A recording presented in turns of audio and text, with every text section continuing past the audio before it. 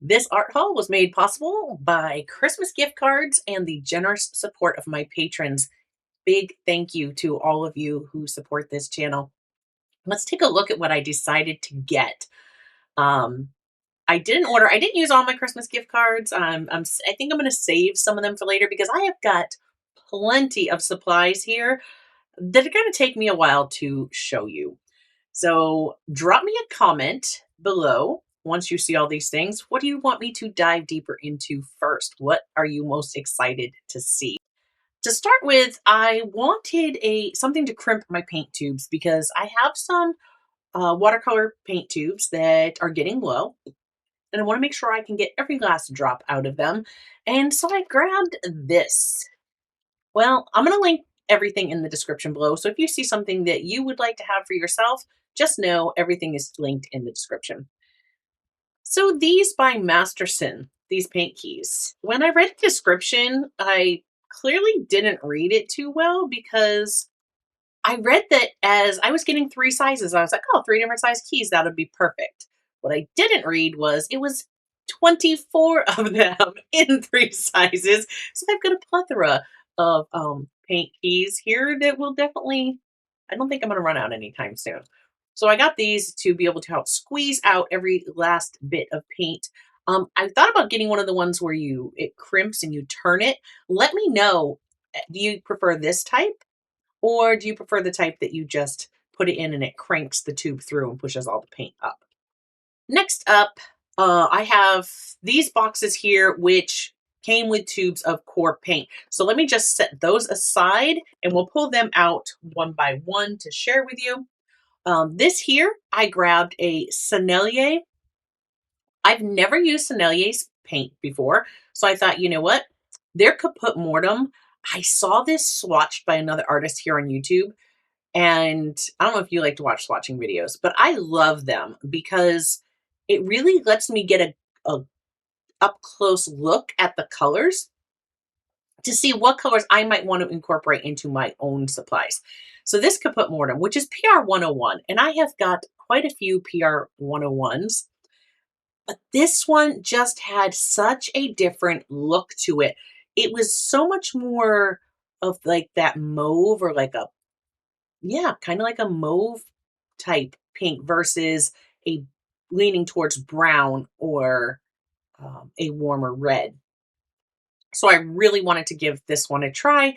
And again, I had never tried Sennelier, so I thought win-win. I'm going to give this color a go and we will see how that is. Now, Sennelier is a honey-based paint, and I'm going to get more into that in a moment with some of my other choices, but I'm really looking forward to trying this.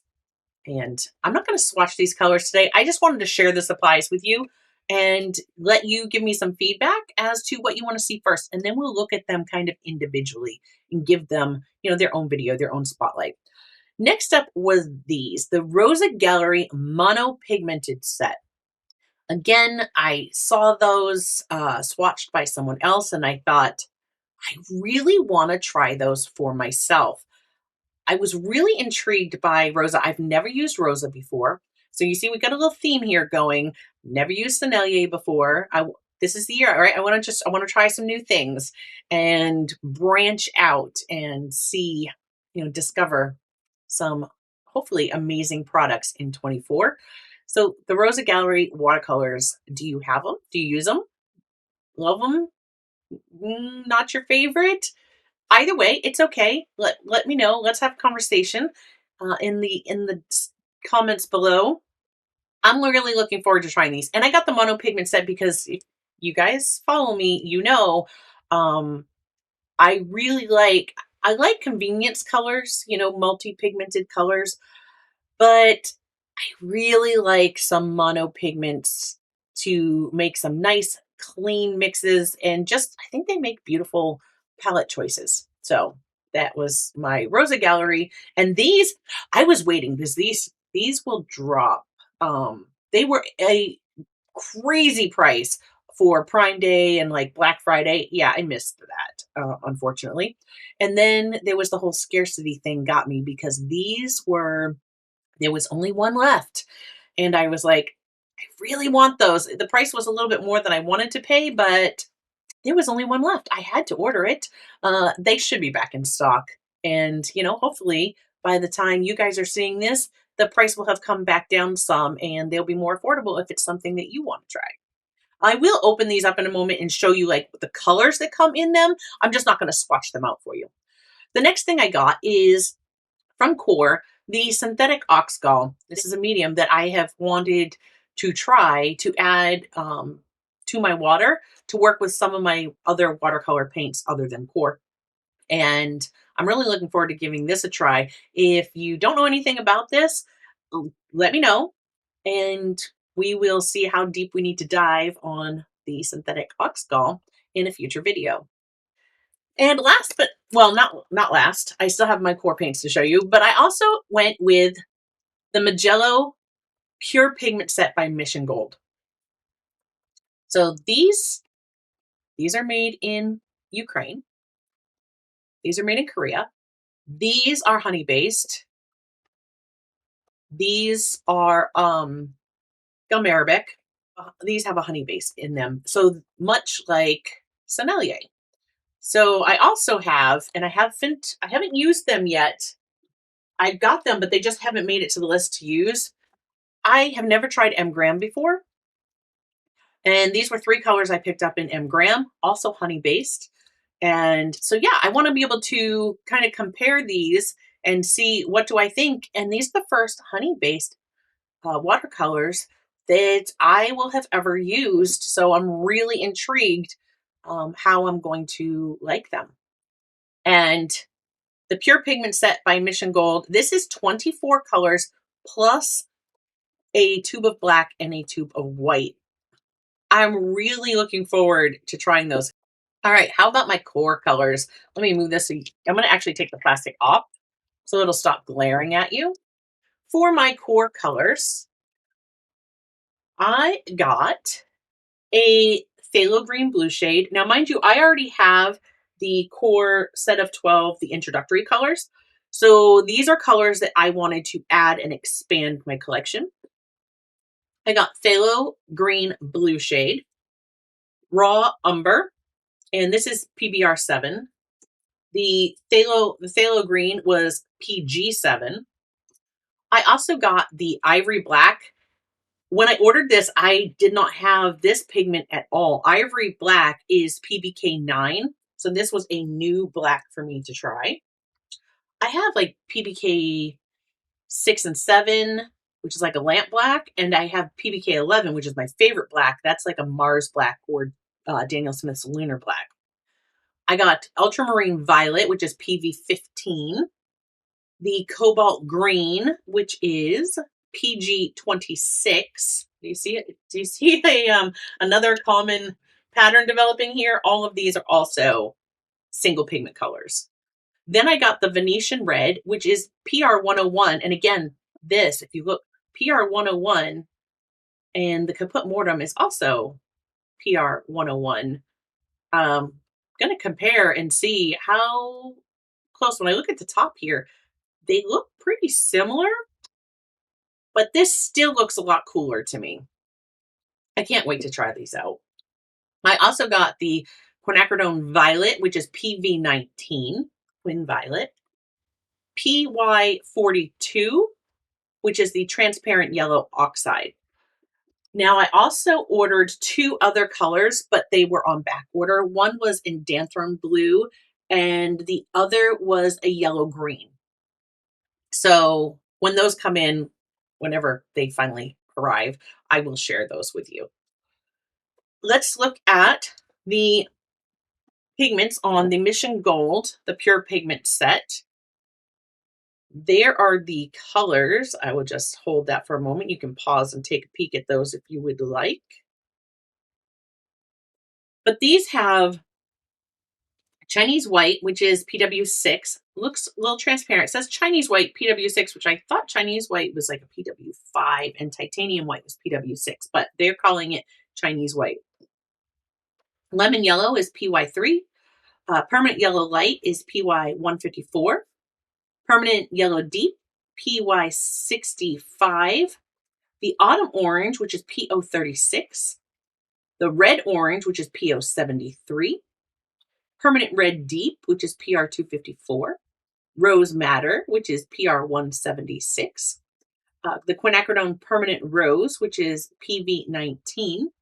I have the Quin Rose. I think I have Quin Rose in Core, or it's either Core or Daniel Smith. It might be Daniel Smith. So I'm interested to compare those. Quinacridone permanent magenta, PR122. The quinacridone violet, PV19. Dioxazine violet, which is PV23. Cobalt blue, which I'm really excited. It is cobalt blue. It is PB28. Cerulean blue. Now, cerulean blue is not really cerulean blue. It is PB15:3, which is phthalo blue. But then they have phthalocyanine blue, PB15:6. Now this PB15:3 is like a phthalo blue green shade. And this one, 15:6, is a phthalo blue red shade. So we still have a cooler and warmer version. Then ultramarine, it says ultramarine light, which is PB29. Cobalt turquoise hue, which is PB28 again. So these are both PB28, but they've been treated differently, so the color will appear different. And then it says Viridian, which is a little disappointing. It's not Viridian. Viridian is PG18. This is PG7, which I just shared with you that I got in Core. And PG7 is actually a phthalo green blue shade. Then they have bamboo green, which is PB36, which I'm pretty sure is phthalo green yellow shade. And cobalt green deep, PB36. Then we have green gold, which is PY150. The yellow ochre number 2, which is PY42. And I'm wondering if their yellow ochre number 1 is PY43, because they can either be 42 or 43. So the yellow ochre number 2, the PY42, is the same pigment in my transparent yellow oxide. So there are a few crossovers, but I'm not disappointed in that. I wanted to be able to compare the honey base to the regular, like gum arabic, or in Core's case, the aquazol that I'm used to painting with. Then we have burnt sienna, PR102, red brown, PBR25. I'm really excited about that color. I love PBR25. It's such a beautiful color. There is Van Dyke brown, which is PBR7. And I'm really curious if this in its mass tone becomes shiny, because some PBR25s in their mass tone will be shiny. So I'm going to be really interested. I can't wait to swatch these out. And then, of course, we have ivory black, which is PBK7. So ivory black there, they're saying PBK7. I think of that more as a lamp black. And this is ivory black, which is PBK9, the one from Core. As we've discussed before, different companies will name their colors by different things. Now, for the Rosa colors, there's 21. Now, see, they have titanium white, which they call PW6, or they have PW6, which they accurately call titanium white. That's what I was trying to say. Then they have PY35, cadmium yellow medium, PR108, cad red medium, violet, which is PB23, so that's a dioxazine violet, the emerald green, PG7, which is like a phthalo green, or it is a phthalo green, the cobalt blue, PB28, burnt umber, PBR7. Then we have burnt sienna, and their burnt sienna is a PR101. Some do PBR7. I've even seen some PBR6, or they would do the PR101. But they chose the 101 for their burnt sienna. Ultramarine is PB29. The cobalt turquoise is PB28.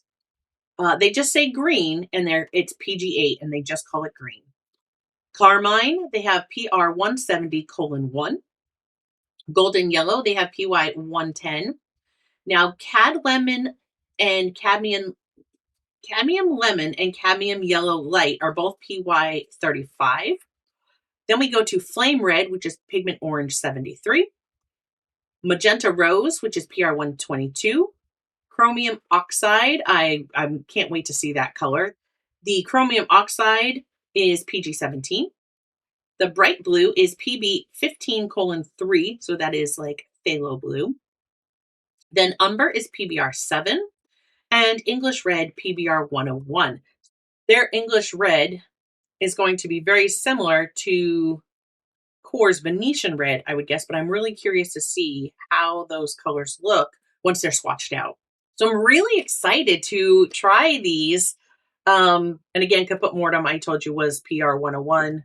The M Graham colors, if you're interested in those that I got, are the Cobalt Violet, and Cobalt Violet is PV 14. The Mineral Violet, I was really curious about this one. This is PV 16 and PV 15, so two violet pigments, but I saw that swatched and it was beautiful, so I really wanted to see it in person. And then, of course, I got Ultramarine, and that is just basically so that again, it's PB 29, a color that I have in multiple brands so that I can swatch them out and see how they compare and really compare apples to apples when we're looking at the same pigment across brands and see what do I like better. And then for the synthetic oxgall, I have heard, and like with I just recently shared with you the Winsor and Newton professional palette that I got. I removed the small side, which I often do. I just pulled the pin out and took it off, um, just so that it makes more room on my desk because I like to mix on the ceramic palettes. But these Winsor and Newton colors, when I use them, I noticed that I put them down and they pretty much stay where I put them.